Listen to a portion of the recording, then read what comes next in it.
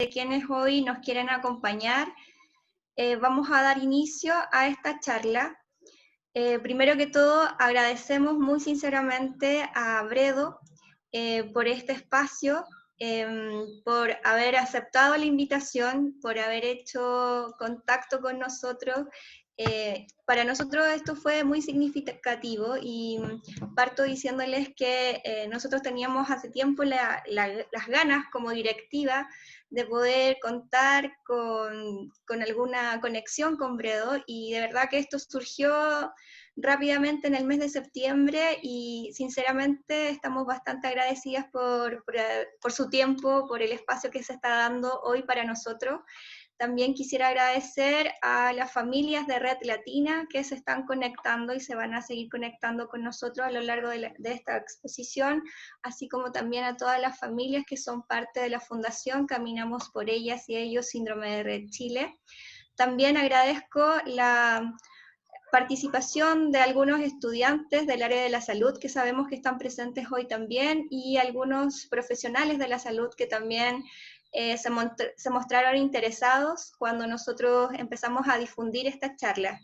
Bueno, en breve yo les quiero comentar que Bredo nos va a hablar hoy de los modelos maurinos y la búsqueda de alternativas terapéuticas para pacientes con síndrome de Rett, como ustedes pueden ver ya en la imagen, la presentación.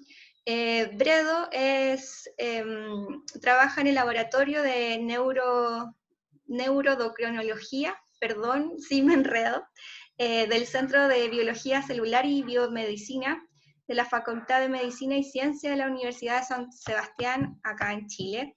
Y bueno, sin más preámbulo, Bredo, te dejo el espacio, es todo tuyo. Luego de la presentación de Bredo va a haber espacio claramente para las preguntas que son atingentes a su presentación, y también quisiéramos comentarle a él un poquito más de quiénes somos nosotros como organización, para que también nos pueda conocer. Gracias, Bredo, te cedo la palabra. Bueno, muchas gracias a ustedes por la invitación. Yo de verdad la agradezco de manera muy sincera. Para nosotros los científicos es súper importante tomar contacto con las personas, puesto que nosotros cuando optamos por desarrollar ciencia, siempre nuestra motivación es impactar en el bien común de las personas, y ese es nuestro motor, y esa es la motivación que tenemos para generar conocimiento, cosa que en algún minuto ese conocimiento pueda ser utilizado para mejorar las condiciones de vida de las personas e impactar en el bien común. Entonces yo creo que cuando se dan estas instancias en que los científicos podemos conversar directamente con las personas, nos estamos saltando una brecha de por lo menos 20 años, porque las cosas que nosotros estamos hoy realizando se van a publicar en un par de años más en una revista científica que solo leen científicos, y pueden ser usadas eventualmente para ser referido en una revisión bibliográfica y después en un texto de estudio para la formación de profesionales que eventualmente después van a tener contacto con las personas. Entonces nosotros con este tipo de iniciativas lo que hacemos es acortar esa brecha de tiempo y directamente establecer contacto con las personas que podrían hacer algún uso de la información que nosotros vamos obteniendo, del conocimiento que nosotros vamos generando a través del uso del método científico.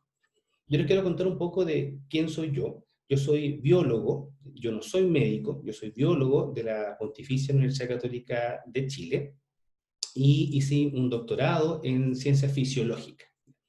Y cuando estaba terminando el doctorado en ciencia fisiológica, tuve una beca para hacer un postdoctorado en la Oregon Health and Science University en Oregon, Estados Unidos, y para trabajar en neuroendocrinología. Yo ahora dirijo el laboratorio de neuroendocrinología del Centro de Biología Celular y Biomedicina.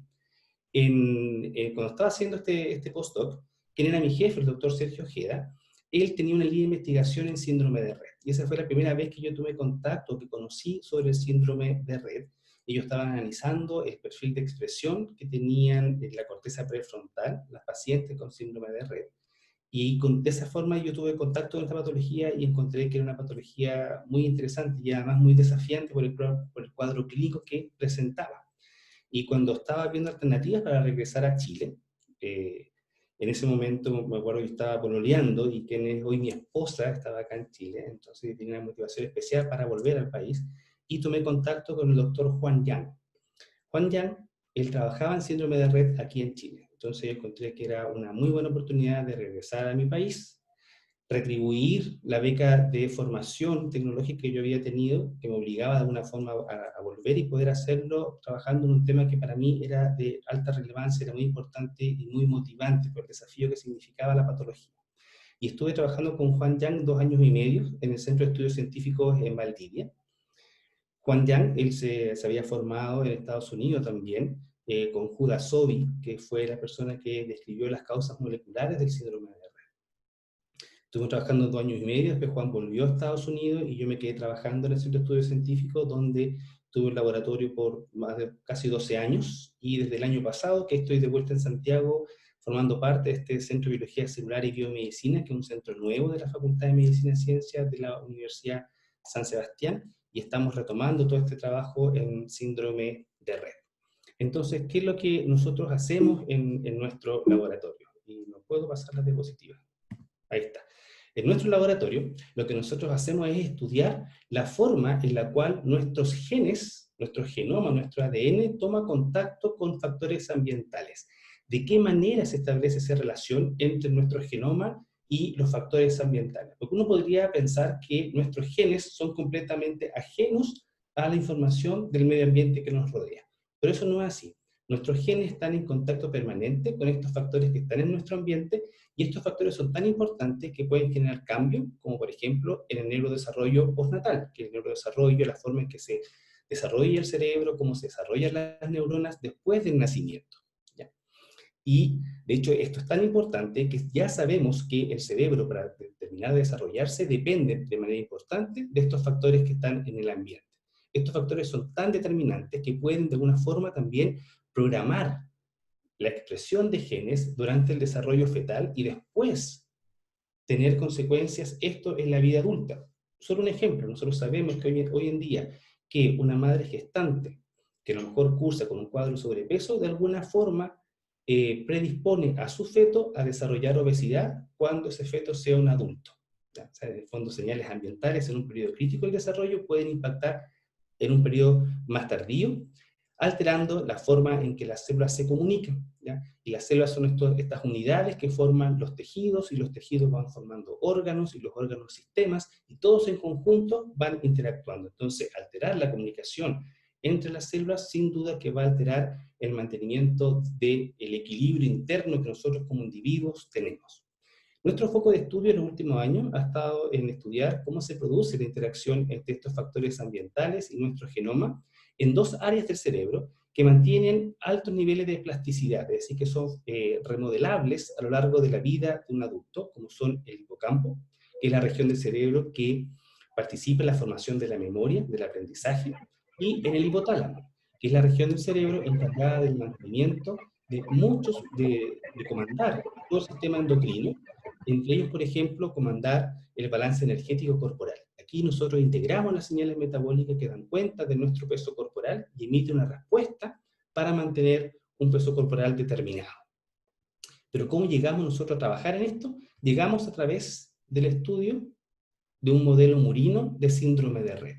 Cuando yo digo modelo murino me refiero a un ratón que fue genéticamente modificado a través de técnicas de ingeniería genética para aportar una mutación equivalente al que portan las niñas que tienen síndrome de Rett.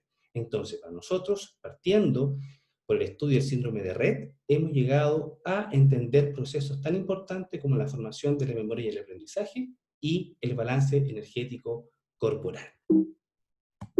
No sé, algo pasa que no puedo pasar las diapositivas.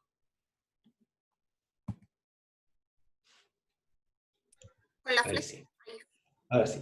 Bien. ¿Por qué? ¿Cómo se establece esta interacción entre los factores ambientales y nuestros genes? ¿Por qué esta interacción es importante? Nosotros, al interior de cada una de estas unidades básicas de la vida, que son las células, tenemos almacenado nuestro ADN. Pero este ADN no está suelto, no está desordenado, está muy ordenado, formando una estructura que se llama la cromatina, que es la forma en que el ADN se enrolla alrededor de unas proteínas que se llaman histonas y van formando esta cromatina. Y esta cromatina, en forma permanente, está expuesta a factores ambientales que nosotros llamamos el exposoma. Por ejemplo, que puede ser la dieta, puede ser, no sé, beber café, puede el estrés, el ejercicio físico, etc. Y todos estos factores van generando cambios químicos que van alterando cómo esta cromatina se va compactando, y por alguna forma de decirlo, va generando cambios en la estructura tridimensional del ADN. Nuestro ADN tiene una estructura tridimensional que es característica de cada tipo celular, y a través de estos cambios químicos que se producen en exposición a estos factores ambientales, esa estructura tridimensional se va alterando, ¿ya? Y, por ejemplo, en este caso acá, nuestro ADN está compuesto por una secuencia de 4 nucleótidos, que son la adenina, la timina, citosina y la guanina. Y en este caso, la citosina para nosotros es muy, muy importante. Yo creo que es importante destacar que estos cambios químicos que ocurren en nuestro genoma no son mutaciones, puesto que no hay un cambio en la secuencia de este código. El código se mantiene, ¿ya? Solo que cambia químicamente.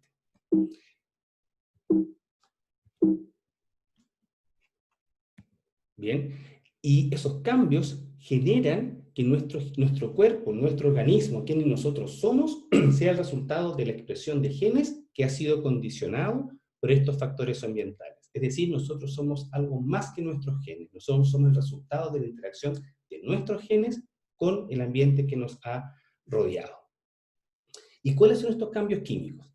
Como ya les mencionaba, acá tenemos una secuencia de nucleótidos que forman nuestro ADN, y cuando hay una citosina que está adyacente a una guanina, en esa citosina, que aquí grafico de una manera más química, puede sufrir modificaciones, y es así como esta citosina, en respuesta a factores ambientales, recibe un grupo metilo y se transforma en una 5-metilcitosina. Antes, hace unos 15 años atrás, se pensaba que estos cambios químicos solo participaban en condicionar la estructura de la cromatina para que los genes se aprendieran, es decir, se pudieran expresar, o los genes se apagaran y no se expresaran, ¿ya? Y existía un dogma que es conocido hoy como el prender o apagar un gen. Un gen se metilaba y se podía apagar. Un gen se demetilaba y se podía prender. Entonces la cromatina con estas metilaciones eran un switch on-off. Se prendía, se apagaba. Sin embargo, hoy en día sabemos que eso no es así. A través de estos cambios químicos en el ADN, lo que podemos hacer es aumentar la expresión de un gen o disminuir la expresión de un gen. Entonces esto más bien sería como un sintonizador de esas radios antiguas, cuando uno iba moviendo el dial, ¿cierto? Entonces tiene que calzar en el lugar preciso. ¿Para qué? Para que la cantidad de gen que se va a expresar sea la cantidad adecuada. No queremos expresar más de lo que necesitamos, ni menos de lo que necesitamos. Y para eso dependemos de la interacción entre los factores ambientales con nuestro genoma. Y así llegamos al síndrome de Rett, ¿ya? Con esta introducción de la interacción genoma-ambiente, que yo creo que es importante para entender cuáles son las bases moleculares del síndrome de Rett. El síndrome de Rett es esta patología que fue descrita inicialmente por el pediatra austriaco Andreas Rett, por allá por el año 1966. ¿Ya? Pero cuando él describió esta patología, caracterizó el cuadro clínico de un grupo de pacientes que tenían algunas características similares, y lo publicó en una revista de circulación muy local en idioma alemán. Entonces, quienes leyeron ese artículo fueron los alemanes y los austriacos, ¿ya? No teniendo mayor impacto en el desarrollo de la medicina de ese entonces.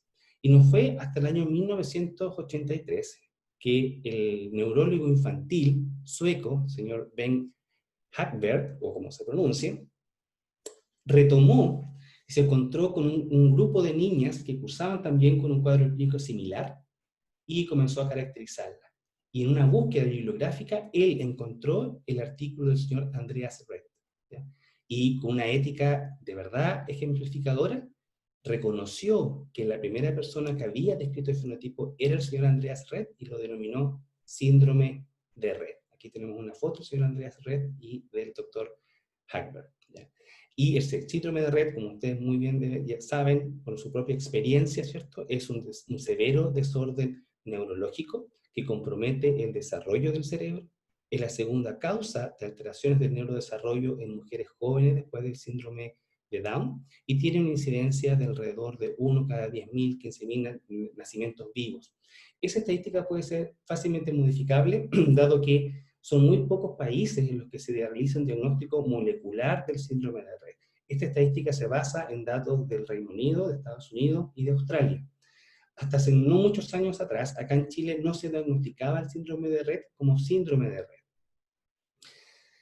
Yo quiero tomar la oportunidad de que está mi mamá presente en esta charla para recordar que cuando yo era niño, mi mamá tenía una compañera de trabajo, y su compañera de trabajo tenía una hija que tenía un desorden neurológico, y me acuerdo que una vez le preguntamos qué le había pasado, y ella decía que no sabía qué le había pasado, porque ella había nacido y era normal, y un día se enfermó. Entonces en ese momento para todo era como un poco inexplicable, pero ahora, yo 30 años después, hago una relación y digo, seguramente la Kenita tenía síndrome de Rett. Y hacia el final de la charla me gustaría retomar la experiencia de la Kenita en el desarrollo del síndrome de Rett y las manifestaciones fenotípicas que puedan tener. El síndrome de Rett es principalmente causado por mutaciones en un gen que codifica para la proteína de unión al ADN metilados, para nosotros más conocido como MECP2, ya por las siglas del nombre de la proteína en inglés.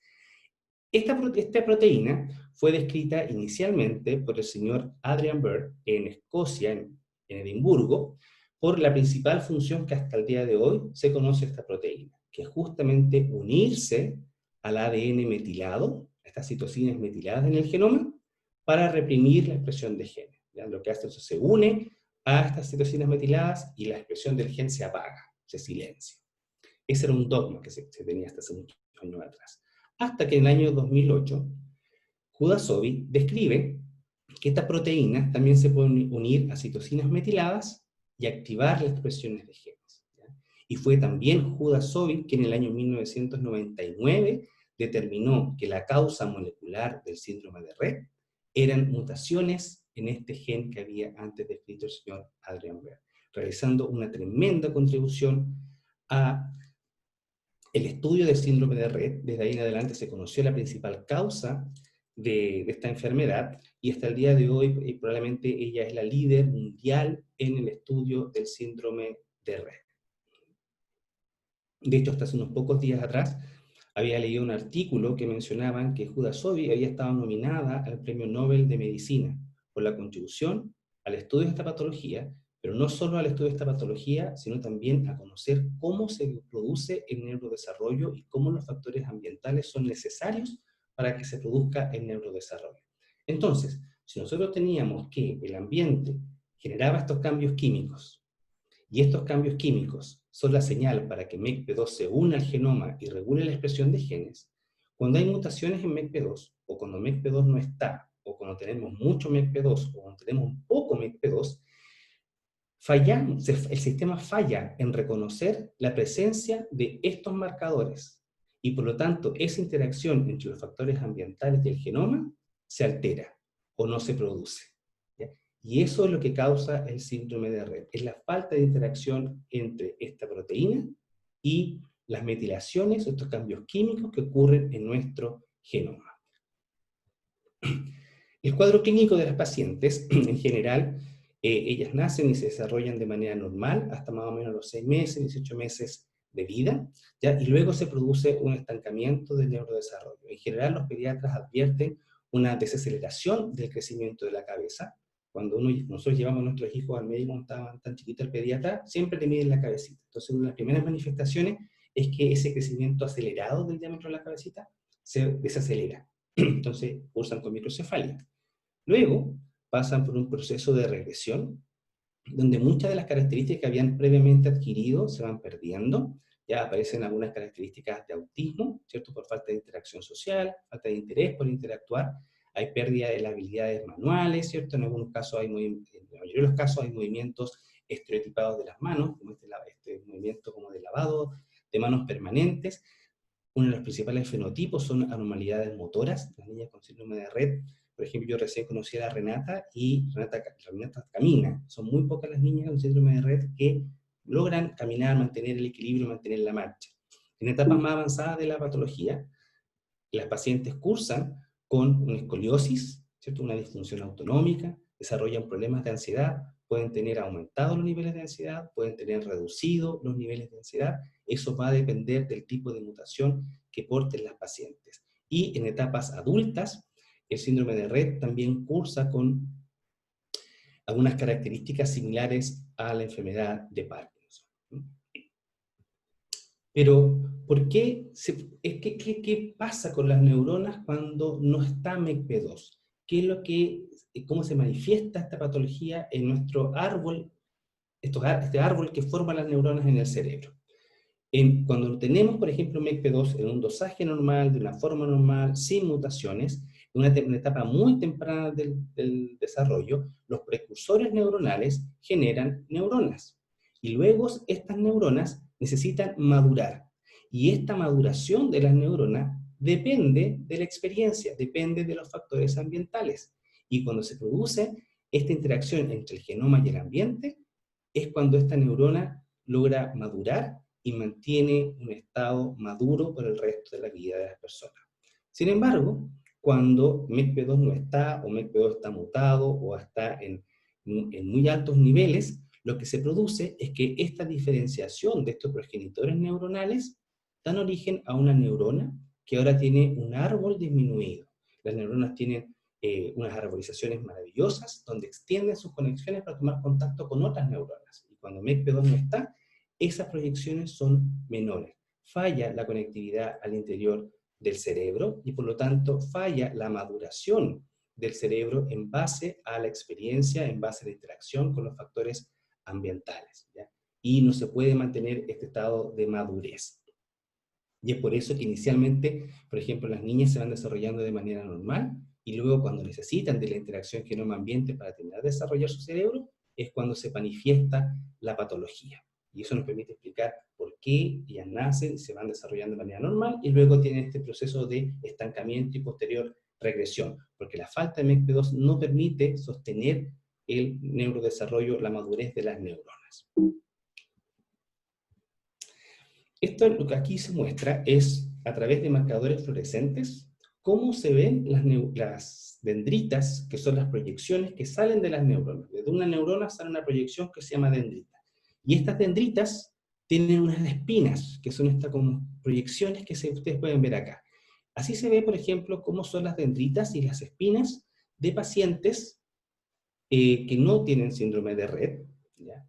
Y así es como se ven las dendritas y las espinas dendríticas de las pacientes con síndrome de Rett. Y uno puede ver, por ejemplo, si compara a una dendrita de una mujer de 35 años sin Rett y de 42 años con Rett, y uno inmediatamente advierte que la cantidad de espinas, de proyecciones que salen de la dendrita es mucho menor. Y son estas dendritas las que permiten tomar contacto a una neurona con otra neurona y transmitir un mensaje. Entonces, la transmisión de esos mensajes entre neuronas se ve afectada por falta de estas espinas dendríticas, entre otras cosas además. Entonces, en el año 2001, 2 años después que Kudasovi determinó que el síndrome de Rett era principalmente causado por mutaciones en MECP2, a través de técnicas de ingeniería genética, nuevamente el señor Adrian Baird, ¿ya?, generó un ratón, lo que nosotros llamamos modelos murinos, un ratón que tenía mutado el gen que codificaba para MECP2. No tenía MECP2. De esa manera, generar un modelo que nosotros llamamos de pérdida de función, donde MECP2 no está, y generó el primer modelo de síndrome de Rett murino.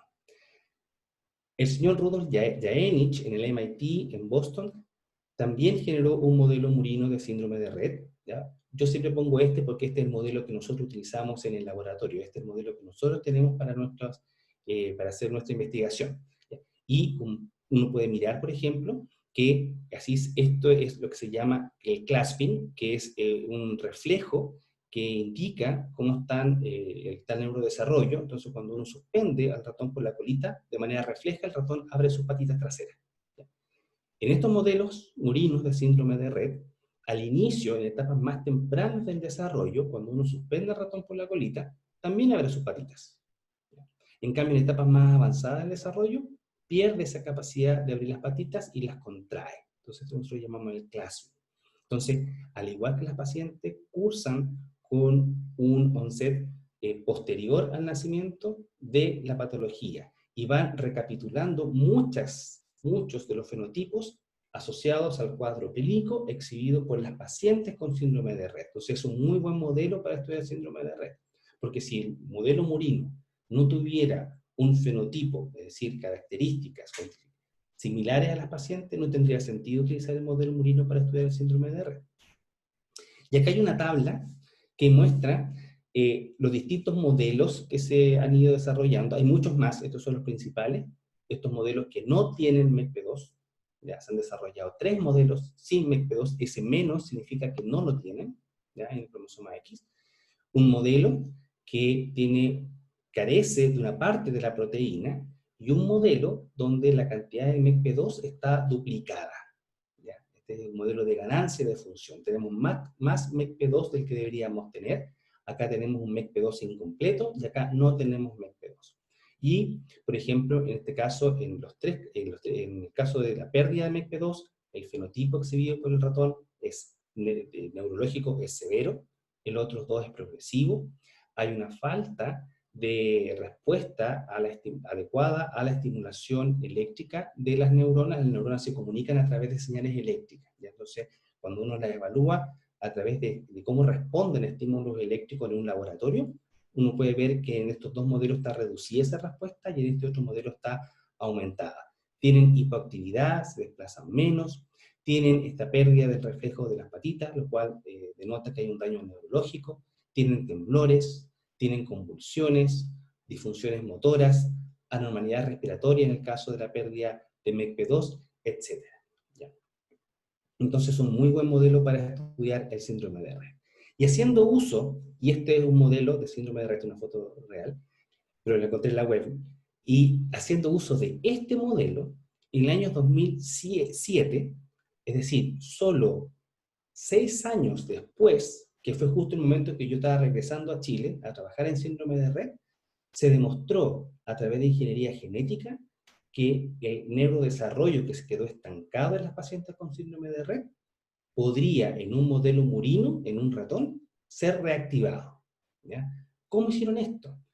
Yo le había mencionado que MECP2 era importante para la diferenciación y la maduración de las neuronas. ¿Ya? Entonces así se veía el neurodesarrollo en condiciones normales, y cuando no había MECP2 estaba esta disminución en la apreciación dendrítica y este no mantenimiento de la maduración de las neuronas. Entonces lo que hizo Adrian Berg y también Rudolf Jaenich en paralelo en 2 trabajos que publicaron de manera simultánea, aparecieron los 2 en enero del año 2007. Lo que hicieron ellos fue reexpresar MECP2, ponerle MECP2 a las neuronas que no tenían MECP2. Y cuando sucedía eso, este neurodesarrollo que estaba alterado, entonces ahora se podía retomar, se podía inducir la maduración de las neuronas. Y eso fue extremadamente importante. O sea, este hallazgo que se hizo utilizando este modelo murino de síndrome de Rett es lo que abrió la esperanza para buscar una alternativa terapéutica para el síndrome de Rett. Porque si bien el síndrome de Rett se producía porque no estaba MECP2, pero si después nosotros le ponemos MECP2 y no pasa nada, quiere decir que ese neurodesarrollo se quedó detenido y que es imposible volver a retomarlo. Con esto lo que ellos demostraron era que es posible, ese neurodesarrollo se quedó detenido, pero puede ser reactivado. Nosotros llamamos, ese freno de mano que se le puso al auto en la carretera, puede ser destrabado y el auto puede seguir en movimiento. Entonces, estas son las 2 publicaciones que aparecieron de manera simultánea, una apareció en Science, una muy prestigiosa revista científica, y en el Proceedings National Academy of Science de Estados Unidos. Aquí está el trabajo de Adrian Berg, este es el de Rudolf Jaenich, y como les mencionaba, lo que muestran que es posible reactivar el neurodesarrollo en modelos murinos, en ratones con síndrome de Rett. Y esto marca el inicio de la búsqueda de alternativas terapéuticas que fueran posibles de ser aplicadas a pacientes, porque claramente nosotros los pacientes no podemos reactivar la expresión de MECP2, por lo menos con las técnicas que hasta el día de hoy se conocen, porque para eso hay que recurrir a técnicas de ingeniería genética, y lo que ellos modificaron fueron los embriones de ratones que iban a tener síndrome de Rett. ¿Ya? Es algo que nosotros con nuestras niñas no sabemos. Entonces, es tan importante estos modelos, que hoy en día hay pruebas clínicas que se basan en la administración de IGF, que es el factor tipo insulínico 1. Y fue en modelos murinos donde se determinó que el gen que codifica para IGF es target de MECP2, es decir, MECP2 participa en la regulación de su expresión. Eso se escribió en el modelo murino. Y luego, en un modelo murino, también se determinó que el tratamiento con este insulin-like growth factor, o sea, factor de crecimiento tipo insulínico, era capaz de atenuar parte del fenotipo asociado al síndrome de Rett, y este tratamiento ahora está en fases clínicas, en pacientes. Partió como algo en ratones, pero luego pasó a la clínica. Entonces, esto yo lo puse para graficar la importancia de este modelo, para estudiar y conocer cómo funciona el cerebro de las niñas con Rett, poder tener una idea de lo que está pasando y cómo podemos eventualmente nosotros intervenir, en el caso de nuestro grupo de trabajo, a través de factores ambientales para darle un empujón a ese neurodesarrollo que se quedó detenido.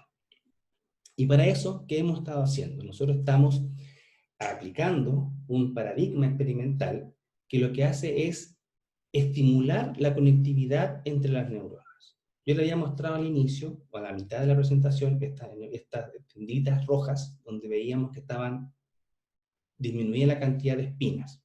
Entonces, lo que nosotros hacemos a través de poner a los ratones, en lo que nosotros llamamos unas jaulas de enriquecimiento, los estimulamos permanentemente, todos los días, con estímulos visuales, estímulos motores, mucho estímulo motor, cognitivo, somatosensoriales, ¿ya? Por ejemplo, la textura que tiene el material con el que cubrimos las cajas donde ellos viven. Vamos cambiando las texturas. Eso es estimulación somatosensorial. Y luego fuimos a ver qué sucedía, porque si este paradigma era conocido por potenciar o aumentar la conectividad entre las neuronas, y las neuronas del modelo murino del síndrome de Rett y de las niñas está disminuido, nosotros pensamos que entonces en nuestro modelo de ratón podríamos mejorar la conectividad entre las neuronas con este paradigma. Y para eso lo que hacemos es poner estas jaulas que son más grandes, son jaulas dobles, que tienen ruedas de ejercicio, que tienen unas mallitas como para estimular somatosensorialmente a los ratones, tienen mini laberintos, les ponemos por ejemplo la comida en un lado, el agua en el otro, entonces ellos tienen que desplazarse de una jaula a la otra, le vamos cambiando la entrada al tubo que conecta las dos jaulas, versus ratones que viven en condiciones estándar, sin estimulación. Nosotros hemos recibido una permanente crítica en nuestro trabajo sobre cuáles son las condiciones en las cuales están las niñas con síndrome de Rett. ¿Están en esta condición o están en esta condición? Y probablemente se acerque mucho más a esta condición, ¿cierto? La niña está en un ambiente protegido, con mucho amor, con mucho cuidado, están siendo permanentemente estimuladas. Pero sin embargo, a través de comparar estos dos extremos, nosotros podríamos eventualmente conocer cuáles son los mediadores del efecto de este enriquecimiento ambiental y eventualmente buscar alguna alternativa terapéutica. Luego de inicialmente, y este fue mi proyecto Fondesit de inicio, que conversaba recién con la mamá de Renata, con Natalia, que fue el primer proyecto que yo desarrollé acá en Chile, nosotros logramos ver, por ejemplo, que luego de 2 semanas de exposición a este enriquecimiento ambiental y luego de hacer una serie de ensayos conductuales para medir cómo estaba, por ejemplo, la locomoción de los animales, cómo estaba el equilibrio de estos ratones, cómo estaban los niveles de ansiedad, la interacción social, el aprendizaje locomotor, etc. Y solo como un resumen, para no mostrar datos y datos y datos y datos, les muestro una publicación que sacamos en el año 2010, producto de ese proyecto de investigación, donde aquí ustedes, por ejemplo, pueden ver la velocidad promedio que tiene un ratón cuando recorre un lugar que nosotros llamamos una arena abierta. Entonces, un ratón silvestre, que es un ratón que no tiene síndrome de Rett, pero un ratón con síndrome de Rett, control en la jaula sin estimulación, se demora esto en recorrer este laberinto. Ya esa es la velocidad a la cual recorre este espacio. Pero cuando el ratón recibe estimulación de manera permanente y continua, la velocidad con la cual explora la jaula es mayor. Cuando nosotros, por ejemplo, veíamos cuánto demoraban los ratones en desplazarse por una varita elevada, donde tenían que mantener un cierto aprendizaje locomotor, este es el tiempo que se demoraban los ratones silvestres. Esto era el tiempo que se demoraban los ratones vamos a llamar ratones MECP2 knockout, ¿ya? Los ratones MECP2 knockout en condiciones sin estimulación, y esto se demoraban los ratones MECP2 knockout en condiciones de estimulación ambiental. Es decir, se parecía mucho más a lo que sucedía en los ratones silvestres, ¿no? Y lo mismo en la cantidad de veces, por ejemplo, que podían llegar o desplazarse de un lugar a otro en una determinada cantidad de tiempo. Estos son los ratones silvestres, estos son los ratones MECP2 knockout, y estos son los ratones MECP2 knockout en condiciones de enriquecimiento ambiental. Lograba unos fenotipos intermedios entre uno y el otro. Y este trabajo nosotros lo publicamos, pero no fuimos los únicos. Hubo otros 2 grupos de trabajo que publicaron resultados similares. Ya, este trabajo yo lo publiqué cuando yo era postdoc en el grupo de Juan Yang, ¿ya? Y estos otros 2 grupos también mostraron resultados similares. Y de hecho, hay una anécdota que cuando nosotros publicamos el trabajo, tanto tiempo se demoraron en revisarnos el trabajo que mientras lo revisaban salió uno de estos papers. Entonces pues tuvimos que publicarlo con una notita que decía que mientras nosotros mientras estaba el trabajo en revisión en una revista, se apareció el otro trabajo para que no nos quitaran novedad. Y de ahí ese cuidado que tengo permanente de qué uno mostrar, qué no mostrar, porque hay muchos grupos que son muy competitivos trabajando en estas mismas cosas. Entonces, pero nosotros en esos trabajos no se entiende muy bien por qué la estimulación ambiental es capaz de atenuar el fenotipo asociado al síndrome de Rett. Entonces, una vez llegó Ezequiel Novoa, estudiante de medicina de la Universidad Austral al laboratorio, que supo que teníamos este modelo. Entonces, con Ezequiel lo que hicimos fue volver a activar este protocolo de enriquecimiento ambiental, pero mantenerlo ahora por mayor cantidad de tiempo, por todo el tiempo que los ratones estaban en el laboratorio. Y hicimos nuevamente toda esta serie de ensayos conductuales, etcétera, para ver qué es lo que estaba sucediendo.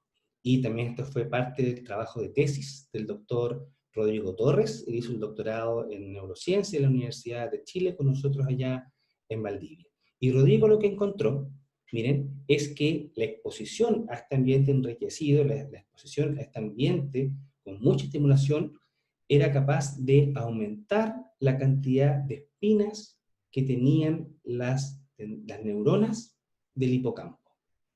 Así se veía un ratón silvestre, así se veía un ratón knockout para MECP2, en nuestro modelo de síndrome de Rett, y así se veía la dendrita del ratón knockout para MECP2, pero luego de haber estado expuesto a este paradigma de enriquecimiento ambiental. Si ustedes se fijan acá, hay un cambio, hay un aumento en la densidad de estas espinas. Y esto es lo que se puede ver acá. Esta es la densidad de los ratones silvestres, la densidad de espinas de los ratones MECP2 knockout y la densidad de espinas de los ratones MECP2 knockout en condiciones de enriquecimiento ambiental, alcanzando un punto intermedio entre estos 2 fenotipos. ¿Y en qué estamos trabajando ahora? Hasta ahí yo creo que las cosas que les quería contar, que tenemos publicadas, y ahora ¿qué estamos haciendo? Ahora, por ejemplo, estamos terminando un trabajo para determinar el efecto que tiene este enriquecimiento ambiental sobre las neuronas, pero de la corteza motora, dado que es el fenotipo motor uno de los más comprometidos en las niñas con síndrome de Rett, y también en nuestro modelo murino de síndrome de Rett. Entonces nosotros lo que hicimos fue, volver a exponer estos animales a este paradigma, pero ahora centrar nuestra atención en las neuronas de la corteza motora y ver qué es lo que estaba sucediendo ahí, en la corteza motora. Y también estamos partiendo en la investigación, evaluando la contribución de distintas señales metabólicas sistémicas y también señales centrales, señales que están en el cerebro, al fenotipo neurológico asociado con el síndrome de Rett. ¿Y por qué hemos puesto énfasis en estas señales metabólicas? Porque nosotros pensamos que esta estimulación ambiental, un componente importante es el mantener el movimiento, mantener a los ratones en una constante estimulación. Y eso sin duda que debería impactar en cómo nuestro organismo administra su energía. Y eso podría tener un efecto positivo. Y en ese sentido estamos orientando ahora nuestra investigación, viendo de qué manera a través de la estimulación ambiental, ojalá encontrar algún tipo de dieta o algo así que a través que pudiera impactar, por ejemplo, en estas señales metabólicas sistémicas que le digan al cerebro, que desafían al cerebro a mejorar su conectividad, tal vez, no sé, generando una administración distinta de la energía, etc. Una de las cosas importantes que nosotros consideramos que hemos realizado durante estos años, más que las publicaciones, más que los experimentos que hemos hecho, yo creo que es la formación de capital humano, ¿ya? Cuando yo llegué a Chile a trabajar con el doctor Juan Yang en el Centro de Estudios Científicos, éramos nosotros dos trabajando en síndrome de Rett, más un par de estudiantes de él, y luego cuando él se fue, y yo me quedé en este centro trabajando, empezamos a formar muchas personas. Y, por ejemplo, el doctor Pablo Tapia actualmente es un postdoc en nuestro laboratorio acá en la Universidad de San Sebastián, que está postulando un proyecto Fondesit de postdoctorado. El doctor Rodrigo Torres, como les mencioné, él realizó su doctorado utilizando modelos murinos de síndrome de Rett y obtuvo su doctorado en neurociencia. La doctora Camila Navia, ella es kinesióloga, y hizo su doctorado en ciencias médicas en la Universidad Austral, también viendo de qué manera como la parte más periférica podía impactar en el desarrollo de las neuronas. Nosotros pensamos que las neuronas, si bien es cierto, son las que sufren las consecuencias, y MECP2 se expresa principalmente en las neuronas, también habría alguna forma de acceder a reactivar el neurodesarrollo desde la parte más sistémica. Ariel Vivero, él es alumno del programa de doctorado en nutrición de la Universidad de Chile, y también está haciendo una unidad de investigación con nosotros en la Universidad de San Sebastián. Además, trabajando con estos modelos, con preguntas relacionadas con el síndrome de Rett, se han realizado distintas tesis de estudiantes de la Universidad Austral y de la San Sebastián, tanto para obtener el título de bioquímico, de biólogo, y también hemos tenido la colaboración de Jessica Soto en algún minuto en Valdivia, quien fue mi asistente de investigación en el laboratorio trabajando con estos modelos, y hoy día en la San Sebastián está el tecnólogo médico Tomás Toledo apoyándonos con toda esta línea de investigación. Entonces, hasta aquí lo que yo les quería contar. Y bueno, me gustaría que conversáramos, aclarar si tienen alguna pregunta, alguna duda de la presentación, con mucho gusto. Muchas gracias, Fredo, demasiado interesante. Nosotros como familia poco a poco hemos ido aprendiendo, y tenerte aquí realmente ha sido un placer, un gusto. Dejo abierto los micrófonos, si pueden ir levantando su mano, para que nosotros junto con Natalia podamos darle el espacio a quienes quieran hacer una pregunta a Bredo, y aprovechar entonces de poder hacerla de manera directa.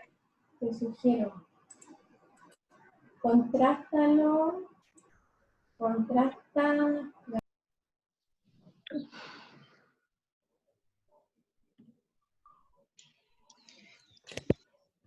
Levanten la mano para poder hacer las preguntas, y así junto con Natalia nosotros vamos a poder ver quién la está solicitando. Jessica, parece que Valentín Berrío levantó la mano. Ya, que desactive su audio por favor y pueda hacer las consultas. Y luego Osvaldo González también ha solicitado realizar una consulta. ¿Ahora se me escucha? Sí. Sí, se Ya, te qué bueno. Yo creo que llegué un poco tarde, pero en torno al problema con la proteína de MECP2, ¿el problema en puntual es una mutación en esta proteína o es el knockout de la proteína? Nosotros trabajamos... ¿Qué quiere llegar con esto? Quiere llegar al hecho de que si que fuese una mutación, ¿es posible el hecho de agregar algún tipo de enriquecimiento nutricional por el cual esta proteína quizás pudiese cambiar su estructura y volverse funcional? Eso, gracias.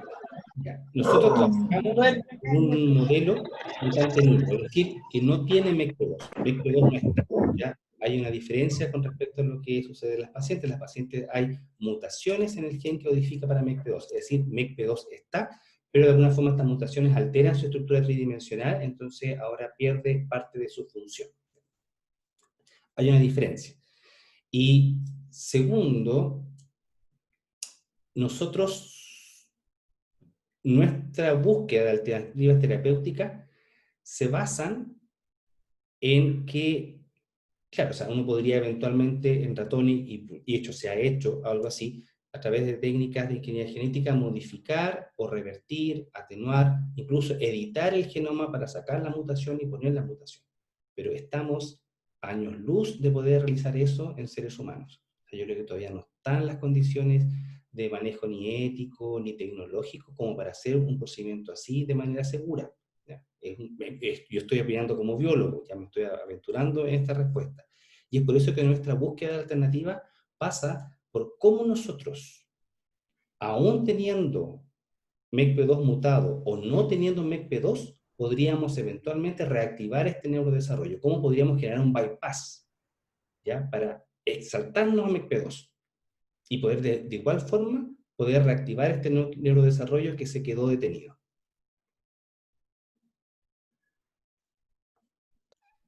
Estaba Osvaldo González solicitando hacer una consulta. Hola, Los demás, por Jessica. favor, que paguen sus audios, por favor. Hola, doctor, muchas gracias. ¿Me escuchas? ¿Me escuchas Sí. todo? Ya. Te quería agradecer la presentación de exponer algo complejo de manera simple. Eso te quería decir primero. Tengo dos preguntas, una más práctica y la otra un poco más profunda. La práctica es por qué los niños, en la medida que se va, ¿no es cierto?, deteriorando las conexiones de las neuronas, nacen normales y después hay un deterioro cognitivo y comienza en el fondo a expresarse la enfermedad. En esa etapa del crecimiento están full estimulados también por el ambiente. Entonces, ¿por qué a pesar de eso, y conectando con el estudio que está haciendo, igual se produce esta caída? No hay una mejora en el fondo. Esa es la primera pregunta. Y la segunda tiene que ver con exosomas. Bueno, mi señora trabaja en exosomas y si hay literatura de exosomas neuroreguladores de esto. Son esas dos preguntas. Ya. Bueno, la primera pregunta es en extremo interesante, ¿cierto? Y por eso es que en un momento yo hice la aclaración de que este era un modelo y que nosotros estábamos trabajando con dos extremos y que no sabíamos en cuál de esos en qué punto entre esos dos extremos estaban las niñas, y yo me aventuraba a pensar que estaban más cerca del ambiente enriquecido que en el ambiente inanimado. ¿Ya? No obstante, yo creo que el usar este modelo en estas dos condiciones extremas nos podría ayudar a identificar factores que son importantes para poder reactivar este neurodesarrollo que se quedó detenido, ¿ya? Entonces, si nosotros llegáramos a identificar esos factores, poder, tal vez, a través de la administración de estos factores por vías diversas, mejorar el neurodesarrollo. Ahora, ¿por qué las pacientes inicialmente tienen un neurodesarrollo normal y después ese neurodesarrollo se detiene, incluso retrocede? Es porque al inicio del neurodesarrollo, las neuronas solo dependen de factores genéticos para madurar, para diferenciarse. Pero luego comienzan a tener una dependencia de la interacción de factores ambientales. Y ahí se requiere esa interacción genoma-ambiente. Y como esa interacción genoma-ambiente no ocurre de manera adecuada en las niñas que tienen mutaciones en MECP2, entonces ahí o se detiene o se retrocede. La neurona, ya solo las señales genéticas no son suficientes. Se requiere de estas marcas químicas que el ambiente va entregando al genoma. Ya, perfecto. Está súper bien eso. Y de los exosomas... Los exosomas han sido bastante utilizados como vehículos, ¿ya? Como vehículos para la entrega de distintas cosas. Funcionan muy bien en cultivos celulares, ¿cierto? Primero se probaron ahí cultivos celulares como una forma de comunicación, de mejorar la comunicación entre células. Yo desconozco si se han utilizado los exosomas en el tratamiento de enfermedades neurológicas. Ahí no lo sé. Porque una de las principales limitaciones es que hay una barrera, que es la barrera hematoencefálica, que Ah, aísla la circulación sistémica de la circulación cerebral. Entonces, mm, pero no de la circulación cerebral, aísla la circulación sistémica del parénquima cerebral, ¿ya? sí, claro. Entonces, estos exosomas podrían llegar a tomar contacto con la barrera, pero podrían no necesariamente tener que atravesar esta barrera. Ya, perfecto. Ok, está claro. Muchas gracias. No, por favor, ustedes.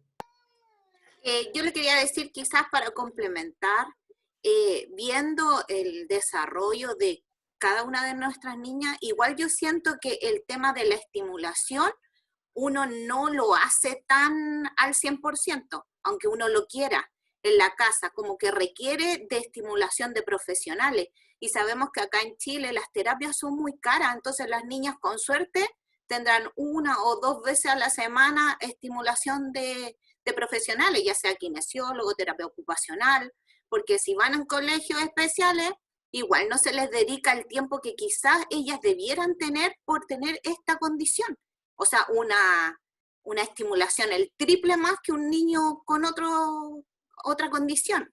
Entonces, y creo que también a nivel mundial el tema de estimularlas no está como tan enfocado, y quizás ese es un punto que se debiera trabajar, y que nosotras como fundación queremos buscar, que a estas niñas no se las deje así, como que no requieren de estimulación, si lo que más necesitan es que ellas se estimulen para que también no vayan perdiendo las habilidades. Entonces, si se pudiera trabajar más en ese modelo y demostrar que la estimulación es esencial en las niñas, quizás nos ayudaría también a conseguir terapia, a tener un valor más accesible para que ellas estén full estimuladas hasta que quizás salga una medicina que también las pueda ayudar. Por lo menos, y aquí, y agradezco mucho la intervención suya, Natalia, porque me acordé que yo había mencionado al inicio que quería volver al ejemplo de la Kenita, ¿ya?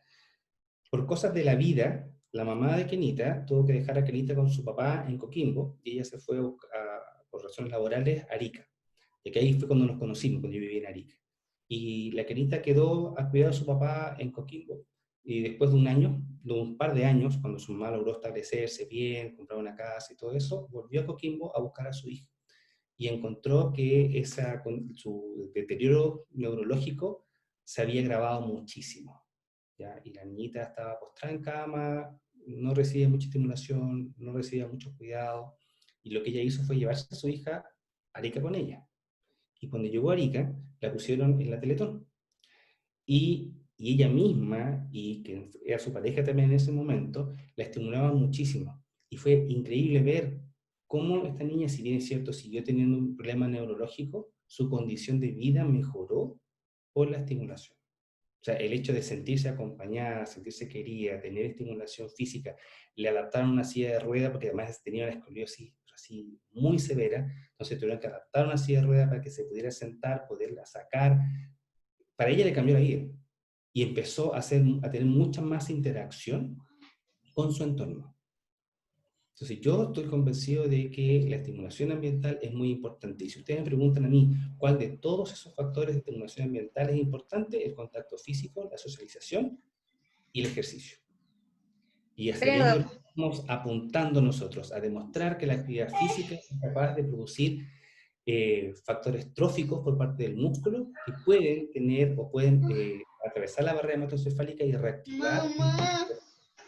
Bredo, tenemos 3 preguntas más en el siguiente orden. Marcela Santander, que también es madre de una pequeña con síndrome de Rett. Luego Ignacio González, esa es la Luciana que se está manifestando, porque quiere más jugo. Y luego de Ignacio González viene Karen Dubois, que es alguien que queremos mucho, que también tiene que ver con el lado científico. Marcela, por favor, ten tú el audio. Sí. ¿Me escuchan ahí? Sí. Sí, bueno, estoy con el chat de mi marido, así que él es Rodrigo. Yo soy Marcela, sí. Bueno, como decía Jessica, yo también soy mamá, ahí está mi marido.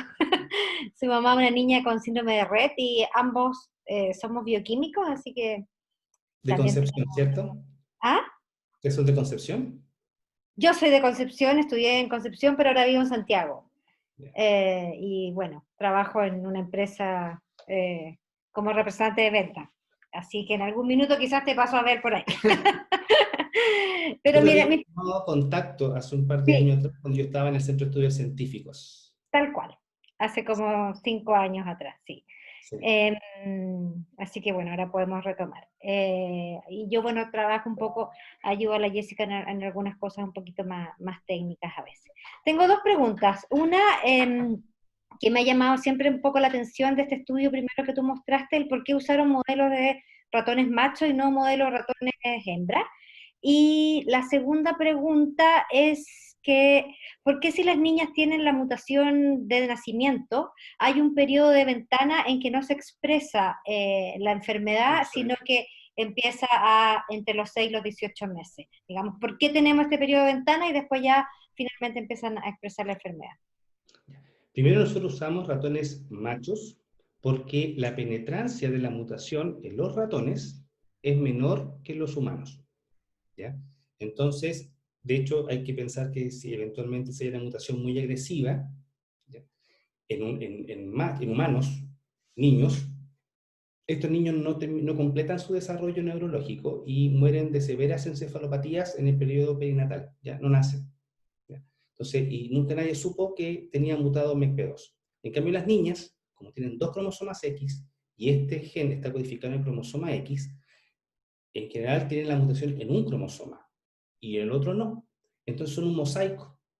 Y uno de los 2 cromosomas se inactiva, ¿ya? Entonces ellos van a tener células con MECP2 y células con MECP2 mutado. Y eso permite un ambiente en el cual el neurodesarrollo sí puede ocurrir, ¿ya? Entonces nacen y se van desarrollando de manera normal. ¿Por qué? Porque después del nacimiento, el MECP2 como se expresa en altos niveles durante el desarrollo fetal, luego baja al principio del postnatal, durante los primeros meses, y luego comienza a aumentar. Y justo coincide cuando comienza a aumentar, cuando aparecen las manifestaciones clínicas, porque en ese momento el neurodesarrollo comienza a depender de estas modificaciones químicas que ocurrieron en el genoma. Es el momento cuando el genoma se hace dependiente de la estimulación ambiental para comandar el neurodesarrollo, cuando se manifiesta el fenotipo, ¿ya? Por eso se puso esa ventana, porque esa ventana se produce en el momento en que la célula, la neurona, es autónoma en su desarrollo y no depende todavía de estos factores ambientales, ¿ya? Y la segunda pregunta, Marcela, disculpa, me olvidé. Era sobre lo mismo, la ventana que se produce por qué la mutación está desde nacimiento y por qué tenemos la ventana. Sí, eso es. Claro. Entonces, el modelo murino, el macho, es el que tiene un fenotipo similar al que tienen las niñas con síndrome de Rett. Las hembras de ratón que tienen la mutación tienen un fenotipo mucho más suave. Entonces nosotros lo que buscamos, independiente si es macho, si es hembra, si tiene o no tiene cuál mutación tiene o si no tiene el gen, es que el fenotipo sea similar, que las condiciones de desarrollo sean las más parecidas posibles. Muchas gracias. Perdón. Dale nomás, Marcela. No, era para dar las gracias, nada más. Gracias. Ok. Gracias, Bredo. Entonces sigue a continuación con consulta Ignacio González, luego Karen Dubois y tenemos 2 consultas más de María Paz y Claudia. Ignacio, por favor, ¿puedes activar tu audio? Aló, aló, ¿me escuchan? Aló. Sí, te escuchamos. Doctor, ¿qué tal? Muchas gracias por su presentación. Me quería hacer una consulta. Lo que pasa es que acá usted trabaja con la estimulación, ¿no es cierto? Y cómo la estimulación ayudan a la neurona, ¿no es cierto? Pero ¿qué pasa con la estimulación interna? Por ejemplo, con la microbiota. O sea, se habla como de cómo se llama, la nutrición o la microbiota como un segundo cerebro, entre comillas. Y hay muchos estudios ahora acerca de eso, está como de moda, digamos. Entonces, quería saber si eso realmente puede impactar en la neurona de una niña con síndrome de Rett o niño. A ver, es difícil la respuesta a una pregunta tan interesante, porque, por ejemplo, nosotros en el laboratorio, en base a observaciones, nosotros nos dimos cuenta que cuando nosotros teníamos solo ratones knockout para MECP2, estos ratones tenían un fenotipo neurológico más severo que cuando teníamos ratones knockout junto con ratones silvestres viviendo en el mismo entorno. Nosotros sabíamos que algo podía haber. Y luego apareció una publicación donde hablaban justamente de que uno de los componentes que estaba alterado en estos modelos murinos era la microbiota. Entonces ellos, al compartir la jaula, había una transferencia de microbioma, ya que de las bacterias que habitan en el tracto digestivo, y podía ser una alternativa. Ahora, pero eso es como llevar al extremo. ¿Ya? Yo desconozco si eso se ha validado o no en pacientes, y también desconozco cuánto el microbioma puede impactar en el neurodesarrollo. Sé que hay estudios, por ejemplo, realizados con otras patologías, donde se ha determinado, por ejemplo, que el microbioma es capaz de producir elementos que podrían actuar de manera proinflamatoria, exacerbando, por ejemplo, una respuesta inflamatoria en las niñas con RET. Hay una astrogliosis moderada, que es una respuesta inflamatoria de bajo grado en el parénquima cerebral. Entonces podría ser una alternativa, pero ¿cuánto se podría regular a través de la microbiota? Eso yo no lo sé. Muchas gracias, Bredo. Gracias, muchas gracias. Tenemos la siguiente consulta, perdón, Ignacio. ¿Vas a hacer otra consulta? Una cosita chica, lo que pasa es que dentro de todas las personas que estaban trabajando, de los doctores, había alguien que se llama Ariel Vivero, y él estaba a cargo de la nutrición. ¿Qué es lo que está viendo él en particular? No, él es estudiante del programa de doctorado en nutrición de la Universidad de Chile, en el INTA, y está haciendo una unidad de investigación con nosotros en el laboratorio, ¿ya? Entonces, ahora, como estamos en este sistema pandémico, no ha podido ir al laboratorio a hacer su unidad de investigación, entonces está haciendo una revisión bibliográfica. Y estamos apuntando a conocer de qué manera,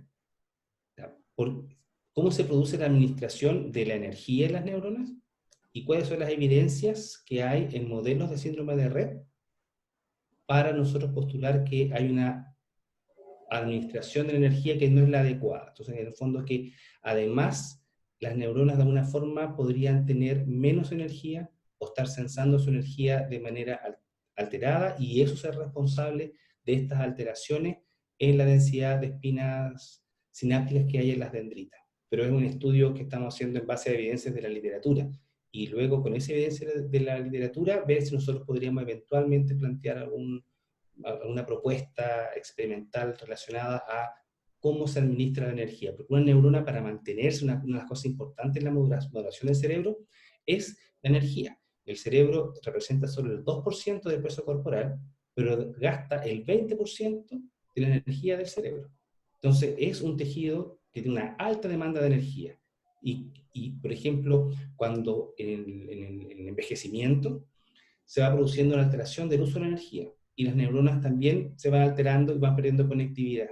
Entonces, eso nos lleva a postular que tal vez podría existir una alteración en la administración energética en estas neuronas. Ok, gracias, doctor.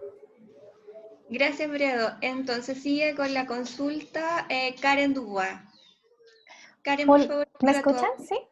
Sí, sí. Hola a todos. Por aquí. Buenas tardes, noches. Muchas gracias, doctor, por su presentación. Me gustó mucho, y mi pregunta va relacionada bastante con lo que dijo Ignacio, con respecto a las células. Por ejemplo, el MECP2 se ha relacionado también con esta pérdida en la capacidad de las mitocondrias, que es la que producen la energía en las células. Y se ha visto que el uso de algunos suplementos alimenticios que podrían servir como antioxidantes, ¿sí?, y mejorar o restablecer este balance energético podría ser provechoso en el síndrome de Rett. Mi pregunta es si ustedes de pronto proyectan a estos ratones con el enriquecimiento ambiental, si hay alguna proyección de también abordar esta parte mitocondrial, evaluando metabolismo mitocondrial, o usando o haciendo el enriquecimiento más un abordaje de algún suplemento, algún antioxidante, para ver si la combinación de la parte ambiental y un suplemento que ya iría más endógeno, de manera más endógena,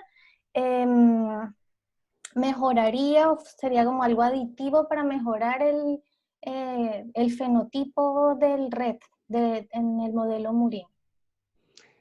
Sí, de hecho, una de las razones por las que yo me moví a este Centro de Biología Celular y Biomedicina de la San Sebastián es que hay distintos bioquímicos, biólogos, trabajando en distintas aproximaciones celulares. Y la doctora Cheryl Tapia, ella trabaja con metabolismo energético mitocondrial. Y entonces ella sabe mucho sobre cómo las mitocondrias administran la energía, y una de las propuestas que tenemos de desarrollar en conjunto es justamente abordar la parte del enriquecimiento ambiental y las consecuencias que podrían tener sobre la producción energética de las neuronas, porque uno de los principales fenotipos celulares que exhiben las neuronas es una disfunción mitocondrial.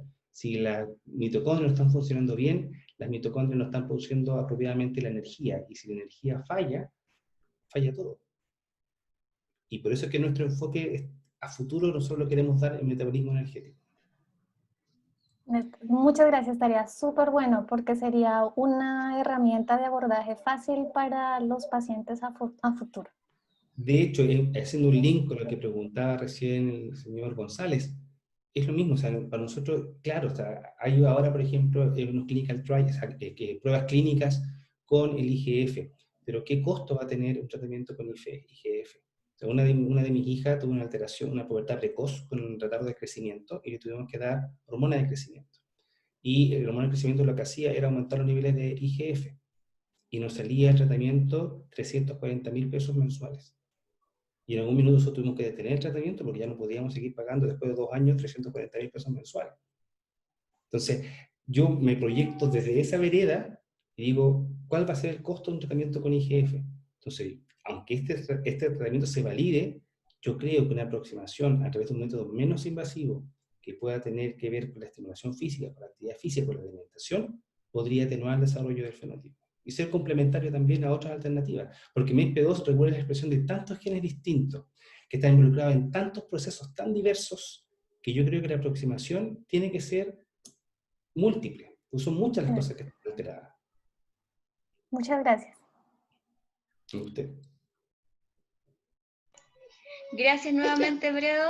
Tenemos también otras 2 consultas más. Antes de pasar a ella, quiero agradecerle la presencia en este espacio a la doctora Gabriela Repeto, que está con nosotros. También está presente el presidente de la Federación de Enfermedades Poco Frecuentes, Víctor Rodríguez, y otras organizaciones que son parte de la federación. Así que les agradecemos también su presencia. Y también veo algunas caritas de algunas de nuestras niñas y jovencitas que son parte de la fundación. Y bueno, Bredo, a finalizar te voy a complementar un poco quiénes somos como fundación, porque en nuestra organización no solo hay niñas con síndrome de Rett, también tenemos otros síndromes que son similares, y eso me gustaría que tú te fueras con esa información, porque creo que pudiéramos en un futuro hacer un trabajo en conjunto. María Paz, te agradecería si pudieras activar tu audio para que puedas hacer la consulta. Hola. Yo me llamo María Paz, soy estudiante de fonoaudiología, soy muy nueva en esta carrera. Tomando el tema que mencionaron anteriormente sobre el tema de la estimulación hacia los niños y niñas con síndrome de Rett, me preguntaba sobre el concepto de neuroplasticidad, que es cuando la estimulación temprana hacia los niños, que es donde reciben mayor estímulo, donde pueden aprender más habilidades y adquirir más habilidades. Me preguntaba si ese concepto de neuroplasticidad, que generalmente los niños con desarrollo normotípico dura, bueno, su tiempo peak es como entre los 10 a 15 años, aunque puede durar más, si en los niños con síndrome de Rett podría durar menos, por el tema de la parte degenerativa cognitivamente. Si hay alguna investigación quizás que pueda decir, no, incluso hay un año en específico que a los niños hay que darle la mayor estimulación para que puedan adquirir todas las habilidades posibles. Yo no conozco estudios relacionados con la parte auditiva. A mí me da la sensación de que no hay alteraciones auditivas en los ratones. Y yo insisto en esto, yo soy biólogo, trabajo con ratones, De hecho, le contaba a Jessica que nunca he tomado contacto con una paciente con síndrome de Rett. La primera paciente que conocí fue Renata, que me la presentaron al inicio de la charla. O sea, no sé No, mucho era del más que nada contenido. la parte, Pero- disculpe, cognitiva. sí, Cognitiva por eso. dije. Pero haciendo esa aclaración, le quería contarte un trabajo que se hizo hace como 7, 8 años atrás, pero que tenía que ver no con la parte de audición, sino con la parte de la visión. Entonces, ahí, por ejemplo, nosotros tenemos lo que se llama la dominancia ocular. La dominancia ocular es cuál de nuestros ojos va a mandar por sobre el otro ojo. Entonces, cuando uno, por ejemplo, toma un ratón y le tapa un ojito, ¿ya? Le tapa el ojito y eso hace que su corteza visual se desarrolle de una cierta manera. Si después le destapan el ojo, cuando ya pasó el periodo de plasticidad, la corteza visual falla en remodelarse en respuesta a que ahora tienen los dos ojos descubiertos. Hicieron lo mismo con estos modelos de síndrome de Rett. Tomaron uno de los ratoncitos, le taparon uno de los ojos de forma permanente y miraron y efectivamente había una alteración en la corteza visual.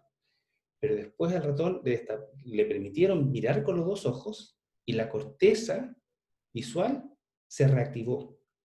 Y eso lo que dice es que el neurodesarrollo está estancado, pero no pierde la facultad de continuar remodelándose. Entonces esa capacidad de respuesta, de plasticidad, se mantiene dormida, pero está ahí latente, al menos desde el punto de vista de la remodelación de los circuitos asociados con la visión. Ok. Y por última pregunta, ¿de qué manera uno podría, o como padres que generalmente no son las personas más instruidas, porque yo creo que falta aparte de los profesionales instruir a los niños, deberían darle charlas también a los padres? Y los padres, ¿cómo pueden saber cómo estimular a los niños? ¿O hasta qué edad o en qué edad darle más énfasis a la estimulación? Nuevamente es como difícil abordar esa pregunta por mi falta de experiencia con pacientes. Yo solamente conozco la literatura, pero en base por ejemplo, lo que yo les conversaba recién del caso de la Kenita, o mirando, por ejemplo, qué es lo que sucede con las niñas con Rett, yo creo que en general las niñas con síndrome de Rett y otras patologías del neurodesarrollo también cursan por un cuadro clínico similar, en el fondo la pérdida de plasticidad, la falta de conectividad en el cerebro. Por lo tanto, mientras más temprana sea la intervención, mejores van a ser los resultados. Porque lo que nosotros hemos visto en los ratones, y eso no lo conté en la charla, es que el neurodesarrollo se altera. Pero si nosotros intervenimos a tiempo, al momento en que se comienzan a manifestar los síntomas, como que se detiene esa neurodegeneración, ¿ya? Y igual ocurre, pero es más lenta, es más lenta. Entonces, ¿qué sucede? Que en general las pacientes son diagnosticadas cuando ya hay un daño importante, cuando ya hay una manifestación importante.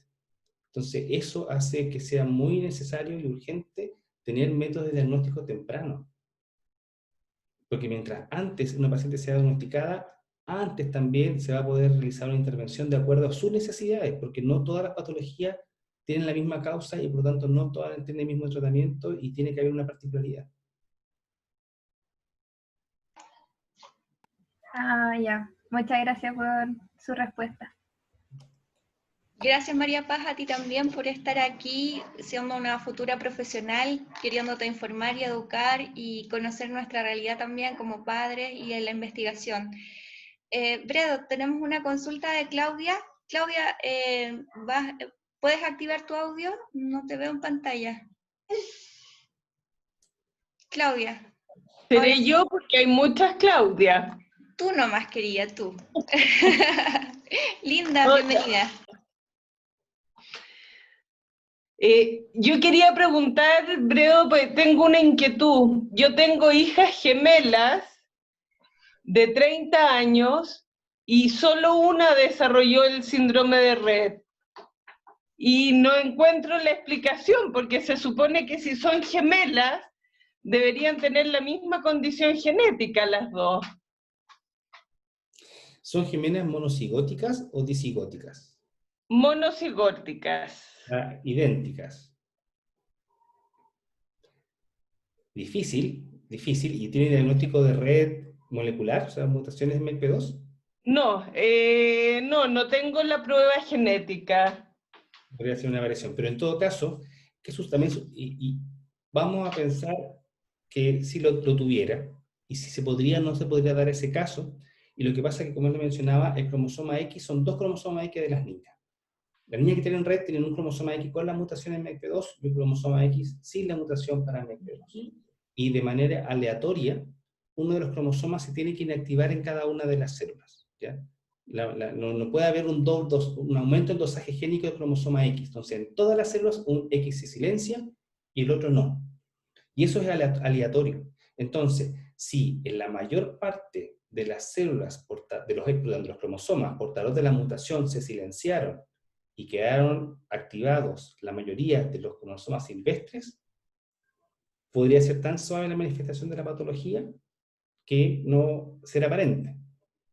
Y al revés, podría también darse el caso de que se inactive mayoritariamente el cromosoma sano y quede activo el cromosoma portador de la mutación y la patología ser más severa.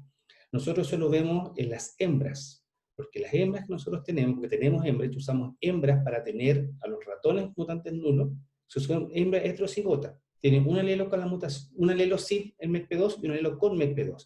Y las variaciones fenotípicas son súper amplias. Hay algunas hembras que parecen hembras silvestres, mientras que hay otras hembras que más se parecen a un macho knockout. Y con todo el espectro intermedio.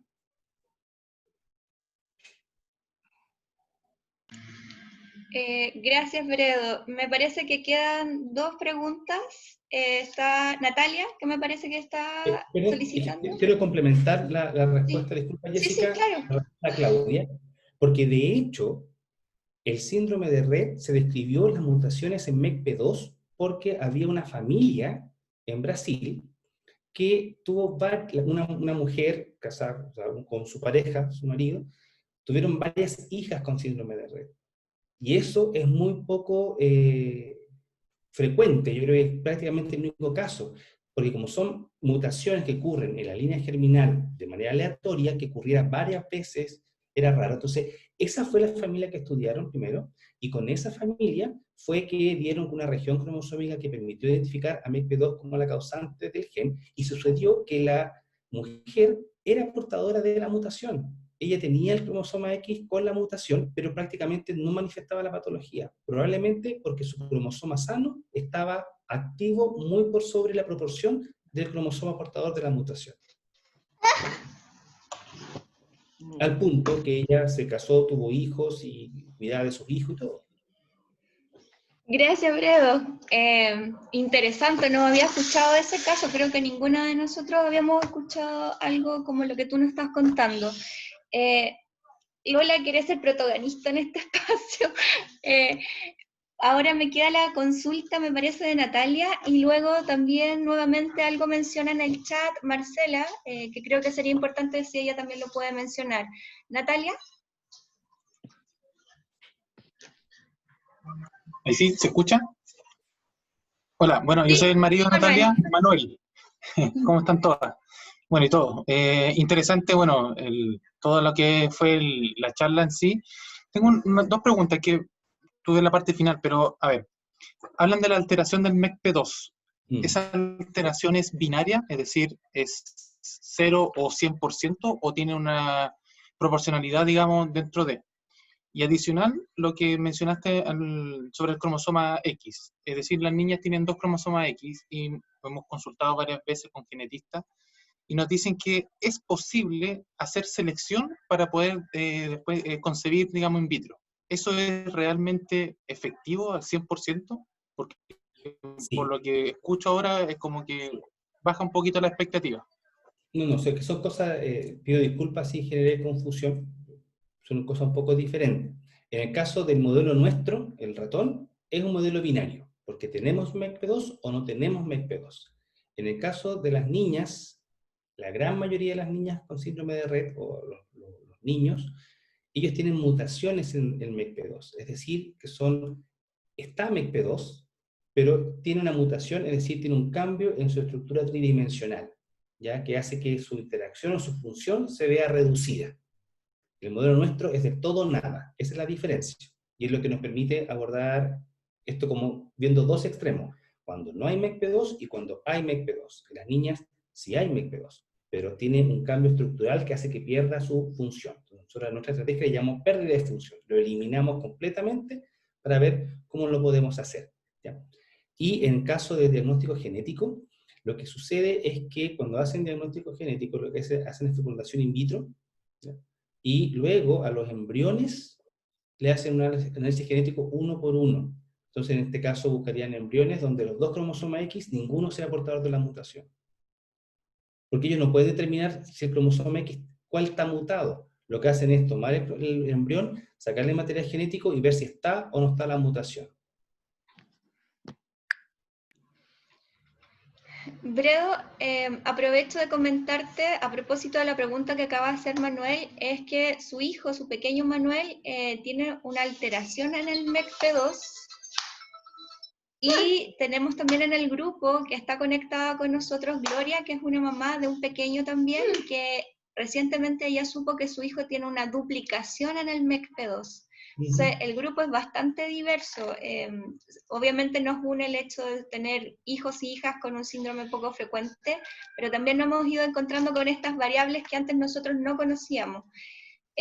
Quería acotar eso como para que entendieras y conocieras la diversidad de nuestro grupo. Y decirle a Marcela si sigue conectada con nosotros, porque ella también agregó algo en el chat. Marcela. Y disculpa, Jessica, quería complementar lo que tú decías. Sí. Y justamente de esa diversidad es que se hace necesario el diagnóstico molecular. Porque la única forma de conocer esa diferencia es a través de un diagnóstico molecular. En este caso, por ejemplo, la alteración del dosaje de MECP2. En las niñas la duplicación del MECP2, es decir, cuando tiene un aumento del dosaje génico, es menos agresiva que en los niños. En los varones. Pero en los niños es compatible con la vida, porque por eso pueden terminar su neurodesarrollo. En cambio, si tuvieran mutaciones que son que alteran mucho la estructura de MECP2, no completan su desarrollo embrionario y mueren y no desarrollan cerebro, son anencéfalo o mueren de severa encefalopatía. Entonces, si comparamos niños con niñas que tienen a lo mejor la misma mutación, en las niñas va a ser menos agresivo el cuadro clínico. Una consulta, pero ahí la variante hace un cambio o es como trascendente, porque nosotros conocimos y tuvimos en nuestro grupo, o estuvimos conectadas, mejor dicho, con Felipe, que era un niño que tenía MECP2 confirmado con estudio genético, era un clásico, lamentablemente él falleció hace unos 4 meses atrás. ¿Y por qué? Entonces, en el caso de los varones con RET, en el MECP2, la variante ahí es mucho más agresivo, más potente, ¿no? Y es por eso que muchos de los varones fallecen o se genera un aborto espontáneo, ¿no? Exactamente. Dentro de todas las alteraciones, por ejemplo, en este caso, la duplicación en el dosaje génico del MECP2 quizás sea la menos agresiva. Si uno mira, por ejemplo, en los ratones, cuando uno tiene duplicado MECP2, nosotros en algún minuto hicimos un trabajo que lo que fue restablecer la expresión de MECP2 en los ratones, y los hermanos de los ratones knockout eran los ratones silvestres, entonces teníamos el que tenía duplicado MECP2, y el fenotipo del ratón que tenía duplicado MECP2 era mucho más atenuado que el que no tenía MECP2. Fue mucho más atenuado, y de hecho muchas de las características que estaban en el otro ratón, ellos no las tenían, y tenían un deterioro motor más atenuado y todo eso. Yo no sé si hay alguna otra consulta, solo agregar que me parece que Marcela se retiró, pero hizo la siguiente comentario en el grupo de chat, colocó, dice, hagamos un estudio de microbios por NGS en niñas con RET. La verdad es que yo no sé a qué se refiere, no sé si tú, Bredo, nos podrías explicar. Ella está planteando es hacer un estudio del microbioma, en el fondo de la composición de bacterias que hay en el tubo digestivo, y NGC quiere decir es como un análisis genético de amplio espectro, o sea, toman muestras de muchos pacientes y los mandan a analizar y hacen una caracterización de cuáles son los géneros de bacterias más frecuente, más abundante y en qué proporciones están con respecto a otra, y que después podría eventualmente ser candidato a un trasplante de microbioma.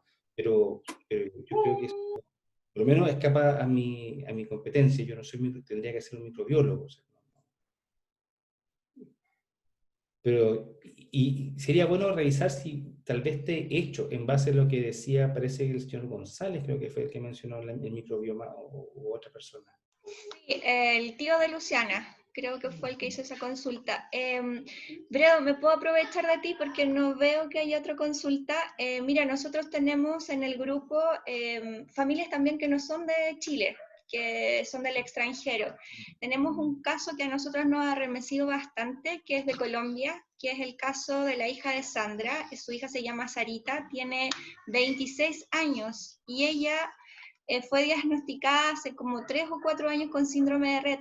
La diferencia en este caso es que Sarita desarrolló, si es que se puede decir así, el Rett a esa edad, a los 23, perdón, tengo una alarma.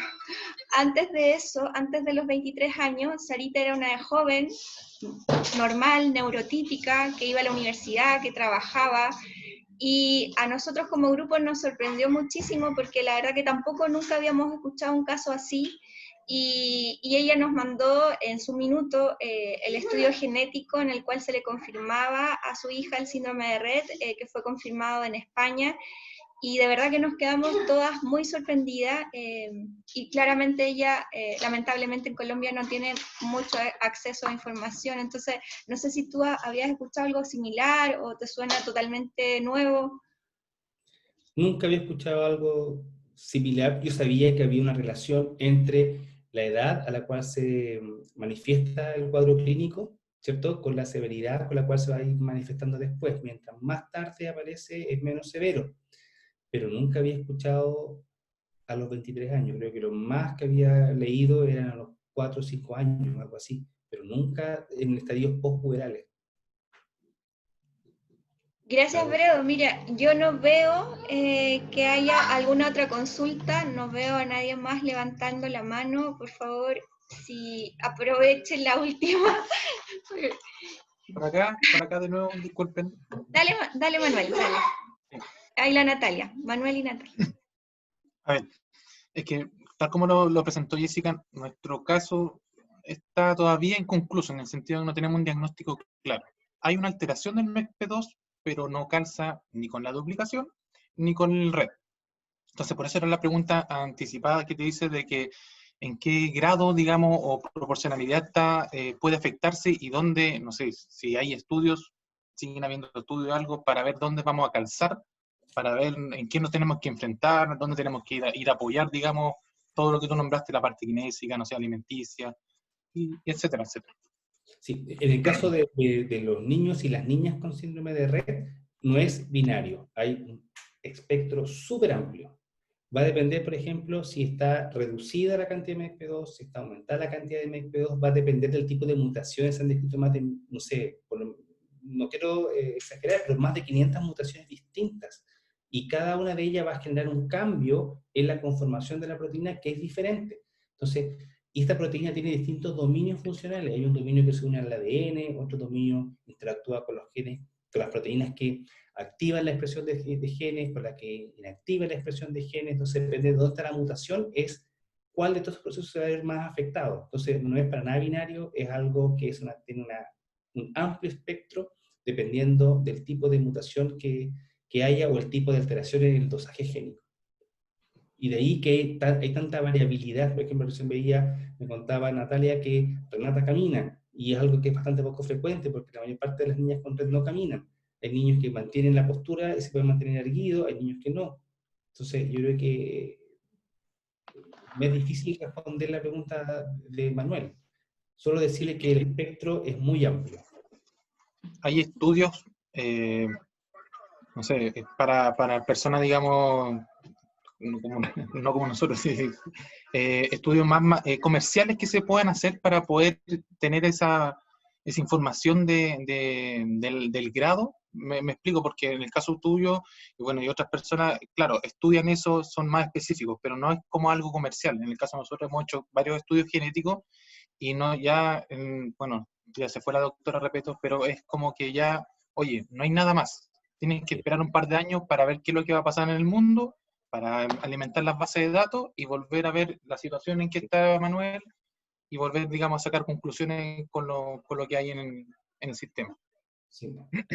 A mí me gusta ser responsable con la información que uno entrega. Yo creo que para mí este es un tema súper sensible porque estoy hablando con papás, ¿cierto? Y yo también soy papá y también he pasado por momentos duros con mis dos hijas, he tenido mis dos hijas en algún minuto de la vida enferma y sé lo que se siente como padre cuando uno ve a sus hijos enfermos. Una de mis niñitas tuvo una nefropatía al punto que estaba en la casa y no sabíamos si despertaba o no al otro día porque tenía una descompensación electrolítica severa, o sea, ella podía tener un paro respiratorio en cualquier momento de la noche. O sea, por eso que me pongo en la postura de ustedes y trato de ser empático y pero también responsable con la información que entrego. Y estoy más bien como siendo cauto. A mí me encantaría poder explayarme como me explayo en un ambiente cuando hablamos con los científicos, que echamos a morar ideas y proponemos hipótesis, llegamos a este experimento, llegamos a lo otro, pero esta es una situación completamente distinta. Pero me gustaría compartir con ustedes algo que Camila Navia, ella es kinesióloga, y Camila hizo su doctorado en ciencias médicas. Yo la puse en la slide final. Y ella, cuando desarrolló su tesis, una parte la hizo obteniendo plasma de niñas con síndrome de Rett para hacer unos análisis. Y para hacer esos análisis necesitábamos tener un diagnóstico molecular.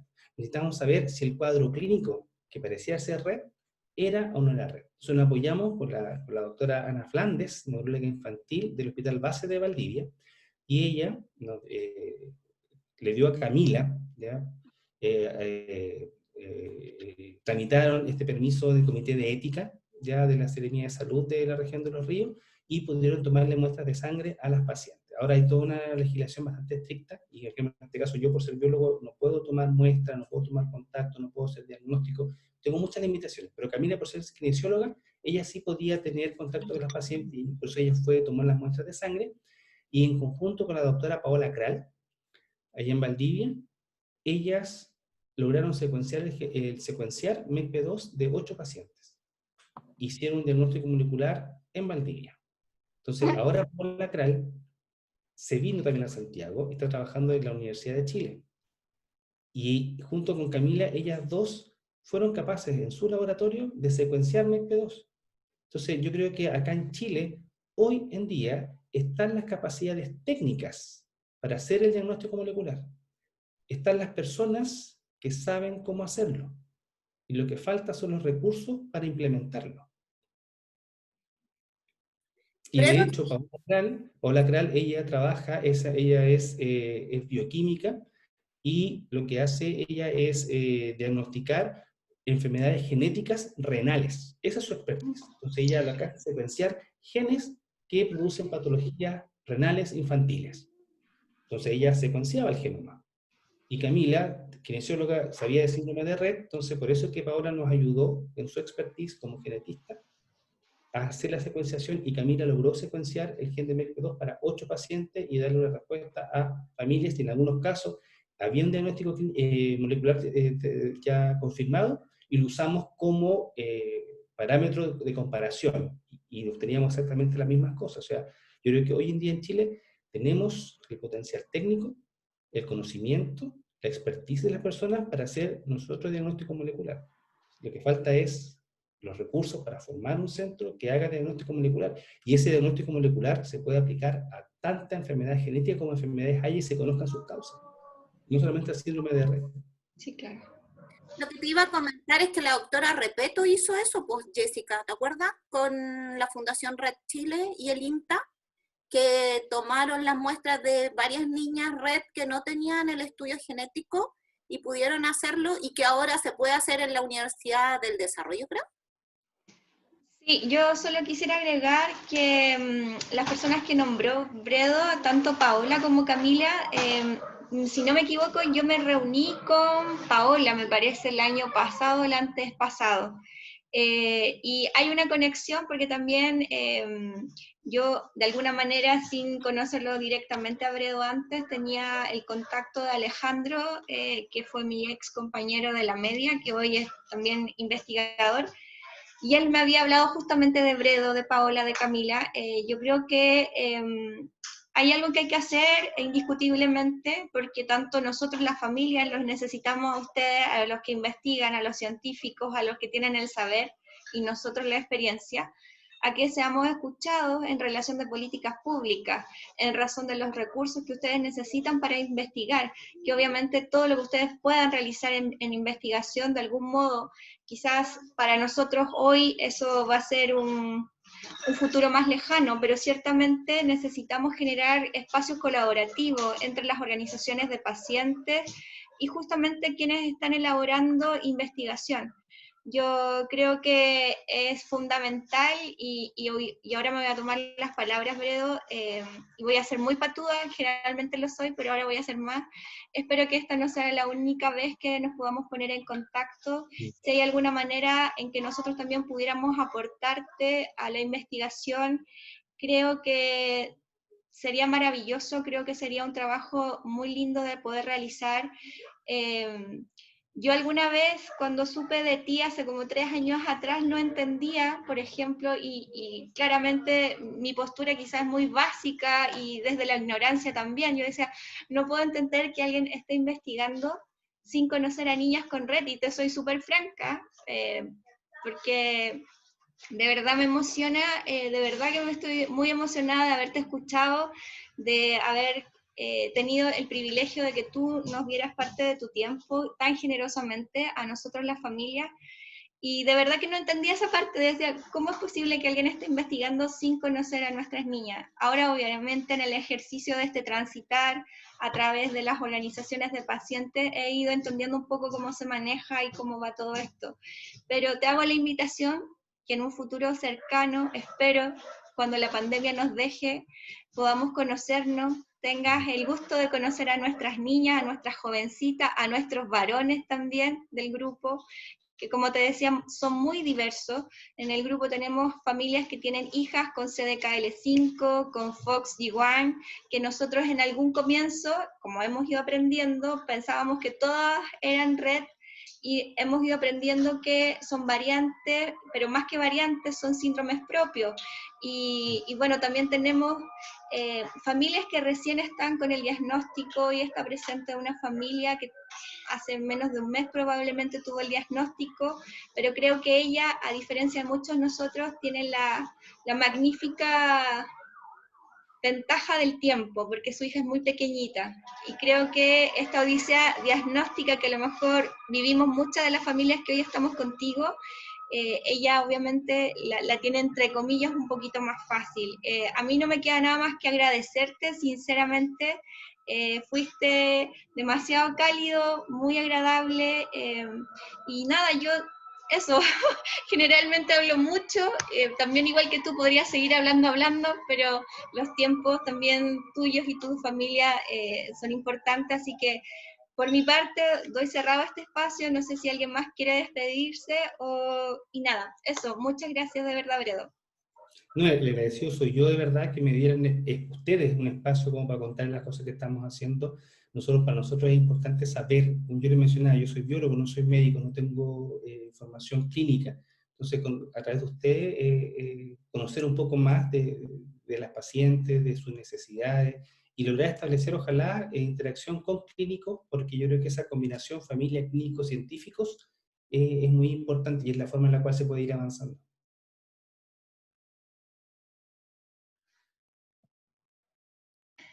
Bueno, entonces muchas gracias, Bredo, nuevamente, gracias a todos quienes se desconectaron, a todas las familias que hoy participaron, como siempre, muchas gracias, Manuel, por estar, porque es un papá súper activo, siempre está con nosotros. Agradecer también a las familias de Perú que se conectaron, un beso, chiquillas, las queremos mucho, a otras familias de Red Latina que también estuvieron presentes, a las mamás, a los papás, a los tíos.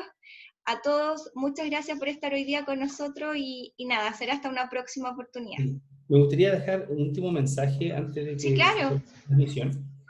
Yo creo que a través del estudio del síndrome de Rett se ha logrado saber muchísimo de cómo funciona en condiciones normales el cerebro.